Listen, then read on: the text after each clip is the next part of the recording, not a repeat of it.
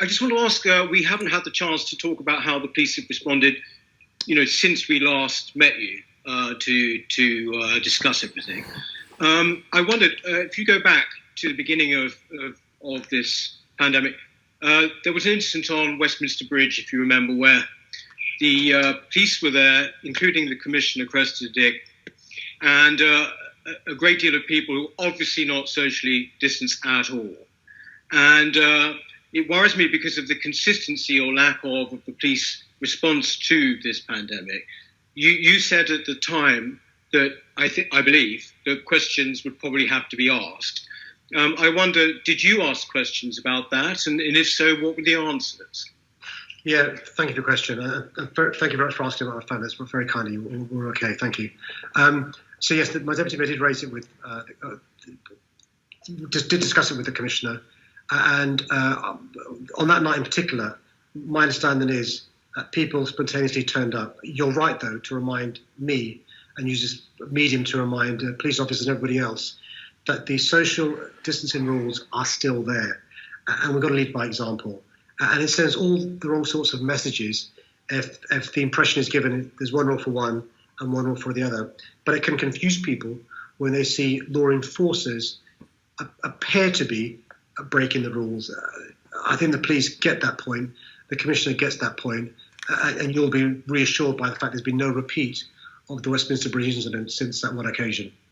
Thank you, Mr. Mayor. If I could just follow that up with another question. That might be the case, but the odd thing is that there have been a number of incidents over the past month in London, which are entirely to do with the police, whereby, for example, policemen have not appeared to be socially distancing themselves, and they appear to be taking a hammer to crack a nut. So, for example, in Hyde Park on Saturday, there was a protest, a demonstration. It was an anti-lockdown one, but it doesn't really matter what it was. I mean, you don't have to agree with it or not, as the case may be. But the police went in, and frankly, looking at social media and some of the film that came out there, a couple of people were manhandled. There seemed to be an awful lot of police there, certainly not socially distancing and not wearing masks and all the rest of it. And people must look at this and think, well, what's actually going on? I mean, are we being allowed to still have our right to protest, for example? Well, look, we've got to be careful relying upon social media to get an account of events. What I do know... It's also in the papers, I think, Mr. Mayor. Yeah. I mean, the Commissioner raised the issue with me, and she raised with me how difficult it was policing that protest with the concerns around public safety because of the coronavirus. And actually, I think we should pay tribute to our police who've got such a difficult job in normal circumstances, literally taking risks with their personal safety to enforce the law.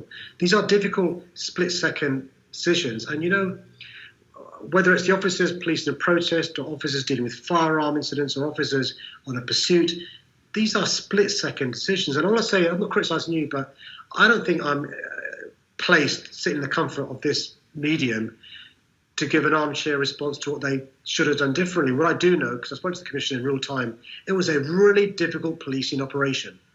And the police did their best. There was a proportionate response. If there are complaints made by any of the protesters, they'll be investigated independently as they should.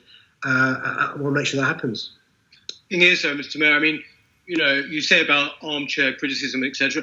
We are meant to scrutinise. I mean, one of the things we're meant to scrutinise is things such as the response of the police. I think you would appreciate that. No, I wasn't criticising you. I was talking about myself. I don't want to be an armchair critic. Sorry, I didn't mean to criticise you. That's your job. The checks and balances is your job.